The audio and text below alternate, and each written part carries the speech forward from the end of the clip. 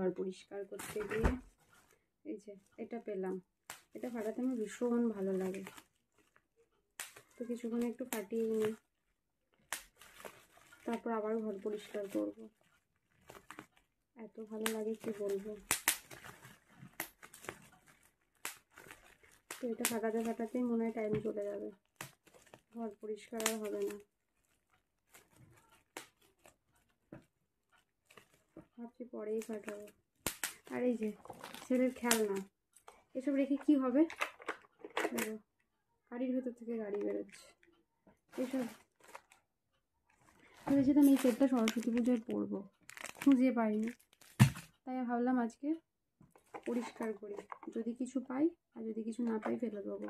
যেমন এগুলো সব ফেলা যাবে, কারণ ওই ঘরে গেলে একদম এগুলো রাখার জায়গা নেই, ফেলতেই হবে। এই যে সারা শীত চলে গেল, এটা কানেই দেওয়া হলো না, শুধু মধু কেনা হলো।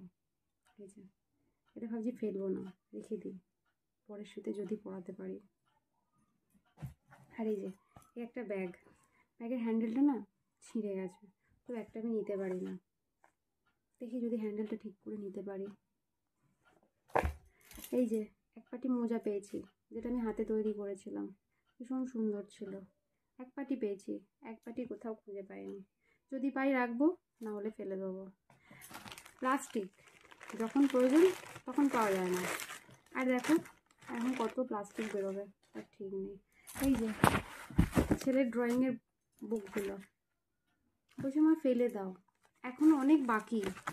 দেখো কত করেনি, সব আনকমপ্লিট। তো ভাবলাম রেখে দিই, যদি অবসর টাইমে করবে তো না জানি, যদি জোর জবরদস্তি বসিয়ে করাতে পারি তো খুবই ভালো।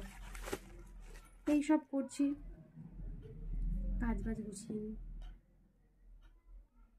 অনেক কিছু ফেলা যাবে, আর যদি কিছু খুঁজে পাই তো আমার কপাল ভালো।